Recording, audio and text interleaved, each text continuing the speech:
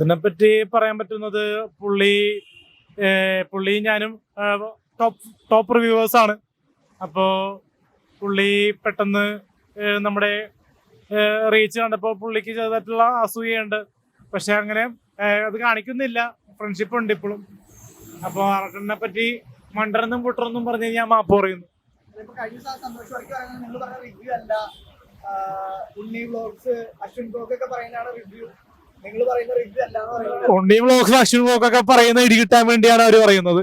പറയാ നമുക്ക് നടന്മാരുടെ മുമ്പില് നാളെ കാണുന്നതുകൊണ്ട് അങ്ങനെ പറയാൻ പറ്റത്തില്ലല്ലോ. റിവ്യൂ അല്ലെന്ന് പറയാൻ പറ്റില്ല, ഒരു പവർ അഭിപ്രായം. അതിനാ റിവ്യൂ ഒന്ന് ടാഗ് ചെയ്യുന്നു. സത്യസന്ധമായിട്ടുള്ള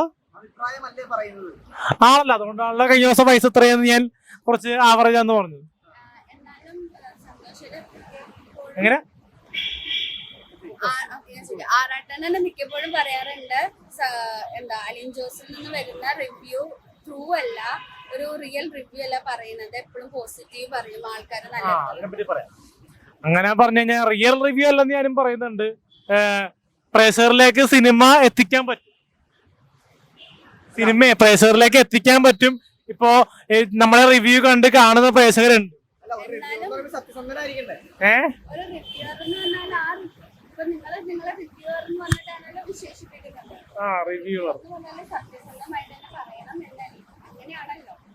സത്യസന്ധതയില്ല എപ്പോഴും കാണിച്ചു കഴിഞ്ഞാൽ ശരിയാവൂല.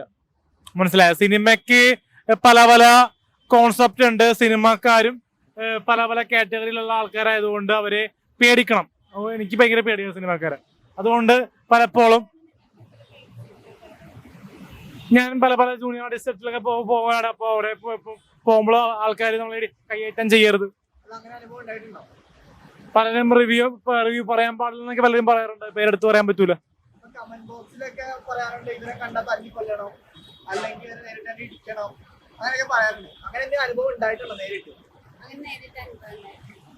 നേരിട്ട് പണ്ട് എനിക്ക് ഈ പറയുന്ന സംഭവം ഉണ്ടല്ലോ, തല്ലിയിട്ടുണ്ട്, ഇടിച്ചിട്ടുണ്ട്, മർദ്ദനമേറ്റിട്ടുണ്ട്. ആശുപത്രിയിലായിട്ടില്ലെന്ന് മാത്രമേ ഉള്ളൂ. ഞാൻ പണ്ട് സാന്റാക്രൂസിലാണ് പഠിച്ചിരുന്നു. സാന്റാക്രൂസ്, സെന്റ് സെബാസ്റ്റ്യൻ, സെയിന്റ് പീറ്റേഴ്സിലൊക്കെ പഠിച്ച സമയത്ത് ഇടിയുടെ അടിയുടെ പെരുന്നാളായിരുന്നു എനിക്ക് സംഭവിച്ചിരിക്കുന്നത്. അപ്പോൾ ഞാൻ ചിലപ്പോഴൊക്കെ ഇടി കൊള്ളുമ്പോൾ ഒരു വിഷമം ഉണ്ടാവുമല്ലോ. അപ്പോൾ ഒരു ഇടിയെങ്കിലും തിരിച്ചു കൊടുക്കണമല്ലോ ഒരു ആണിന്റെ ധൈര്യത്തില്. അപ്പോൾ ഒന്നും കൊടുക്കുമ്പോൾ 10 തിരിച്ചിടാറുണ്ട്. അപ്പോൾ ഇടി കൊണ്ടുള്ള പുത്തിരിയൊന്നും നമുക്കില്ല. ഇടിയത്തോനും നമ്മൾ കൊണ്ടിട്ടുണ്ട്, അങ്ങോട്ടും കൊടുത്തിട്ടുണ്ട്. തീർച്ചയായിട്ടും ഉണ്ടാകാറുണ്ട്. പല പല ഫോൺ കോൾസുകൾ ഉണ്ടാകാറുണ്ട്. ഒരു സെക്കൻഡില് 10,000 മിസ് കോളാണ് വരുന്നത്.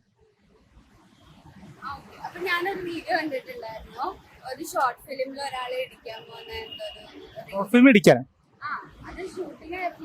ഇടിക്കാനാ കണ്ടില്ലല്ലേ?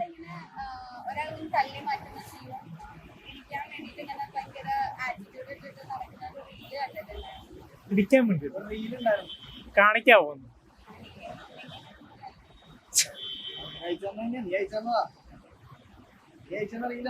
ആരാണെന്ന് ആളെ നിങ്ങൾ ഇന്റർവ്യൂ ചെയ്തിട്ടുണ്ടോ?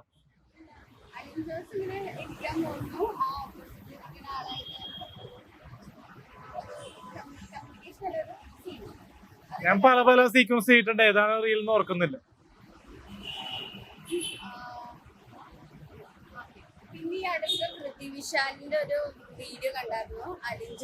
എന്ത് വീഡിയോ കണ്ടത്?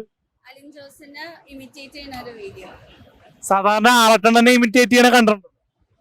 മറ്റേ ആറട്ടണന്റെ ശബ്ദമേ TV ചാനലിൽ ഇമിറ്റേറ്റ് ചെയ്യണ കണ്ടിട്ടുണ്ട്.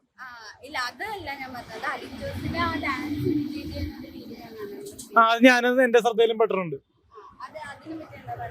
അതിനെപ്പറ്റി ഇപ്പൊ വൃദ്ധി വിശാലിന്റെ ഏജ് എന്ന് പറയാം. ഏജ് എത്ര വയസ്സുണ്ടാവും?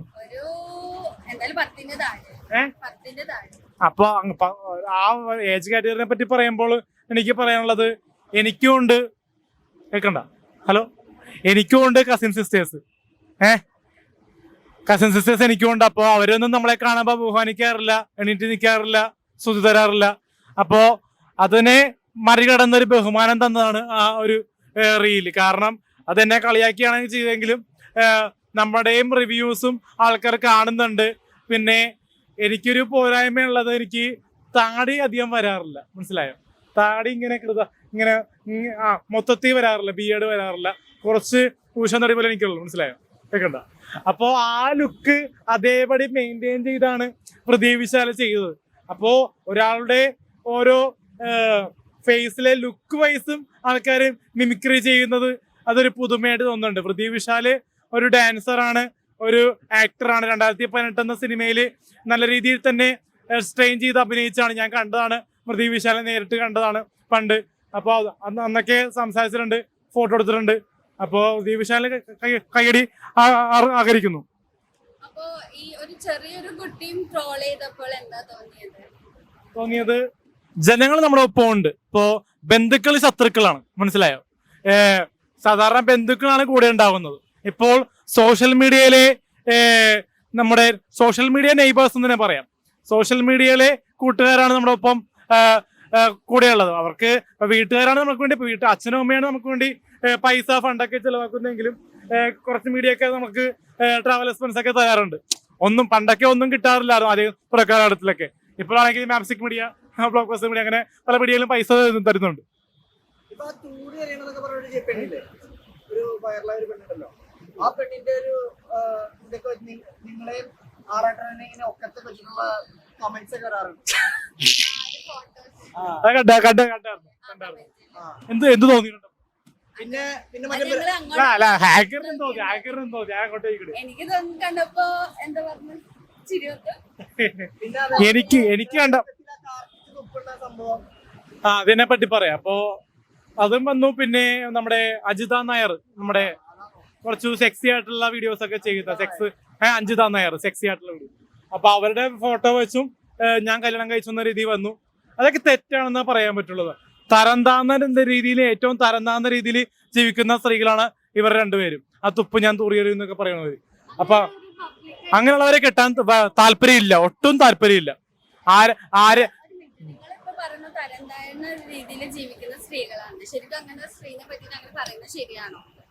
എന്റെ രീതിയിൽ പറഞ്ഞു കഴിഞ്ഞാൽ ആ വീഡിയോസ് കാണുമ്പോ എനിക്ക് മറ്റേ കറക്കി ചുപ്പാൻ വരാറുണ്ട്. അങ്ങനത്തെ വീഡിയോസ് കാണുമ്പോ ഞാൻ എല്ലാ വീഡിയോസും കാണാറുണ്ട്. നിങ്ങൾ കാണാറുണ്ടോ അജിതയുടെ വീഡിയോസ്? നിങ്ങളൊരു സ്ത്രീയാണല്ലോ, അപ്പോ നിങ്ങൾക്ക് ഇങ്ങനെ ഹോട്ടായിട്ട് നടക്കുന്ന സ്ത്രീകളോട് നിങ്ങൾക്ക് എന്താ പറയാനുള്ളത്? ഹോട്ട് വിറ്റ് പൈസ ഉണ്ടാക്കുന്നവരോട്?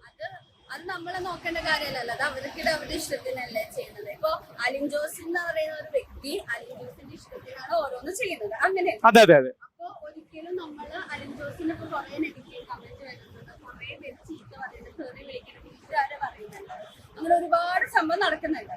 അപ്പൊ അലിൻ ജോസിന് എന്താ എന്റെ ഇഷ്ടത്തിന് ഞാൻ ചെയ്യുന്നു, അതേപോലെ അവരവരുടെ ഇഷ്ടത്തിന് ചെയ്യുന്നു. അപ്പൊ നിങ്ങൾ എനിക്കത് ഇഷ്ടപ്പെടുന്നില്ല. തരംതാന രീതിയിൽ എന്ന് പറഞ്ഞ് പബ്ലിക് ഇങ്ങനെ ഒരു പബ്ലിക്കായിട്ട് പറയുന്നത് ശരിയാണെന്ന് തോന്നുന്നു. പറഞ്ഞാൽ അവർക്കെതിരെ മോശം കമന്റ്സ് വരുന്നതുകൊണ്ട് പബ്ലിക് പ്ലാറ്റ്ഫോമില് ഇങ്ങനെ ആവശ്യമില്ലാണ്ട് ഒച്ചപ്പാടും തെറിയൊക്കെ പറഞ്ഞ് വീഡിയോ ചെയ്യുന്നവരോട് എനിക്ക് അത്ര യോജിപ്പില്ല. നമ്മള് തെറി വിളിക്കാറുണ്ട്, ശരിയാണ്, അത് മീഡിയയിൽ വിളിക്കാറില്ല. നേരിട്ട് ഫോൺ കോൾസിൽ ഞാൻ പച്ചക്ക് തെറി വിളിക്കാറുണ്ട്. പിന്നെ എനിക്ക് പറയാനുള്ളത്, നമ്മുടെ ഈ കഴിഞ്ഞ ദിവസം LLB സിനിമ കണ്ടായിരുന്നു. LLB ചൈതന്യ എന്ന് പറഞ്ഞ നടി അറിയോ? ചൈതന്യ. അപ്പൊ ചൈതന്യനെ വെച്ചും ഒരു ട്രോള് വന്നിരുന്നു. ചൈതന്യയും ആറട്ടെണ്ണം കല്യാണം കഴിച്ചു. പുള്ളി ഇതുവരെ ചൈതന്യനെ ക്രഷ് എന്ന് പറഞ്ഞിട്ടില്ല. പിന്നെ എന്തുകൊണ്ടാണ് അങ്ങനെ ഒന്നും പറയുന്നുണ്ട്? ഞാനതല്ല പറഞ്ഞത്, ഞാൻ പറഞ്ഞത് ഇങ്ങനെ നിങ്ങൾ ഇപ്പൊ പറഞ്ഞല്ലോ നിങ്ങൾക്ക് ഇഷ്ടപ്പെടും. എന്താ പറഞ്ഞ? നിങ്ങൾ പറഞ്ഞല്ലോ ഹോട്ട് വീഡിയോസ് അങ്ങനെ ചെയ്യുന്ന ഒരാള്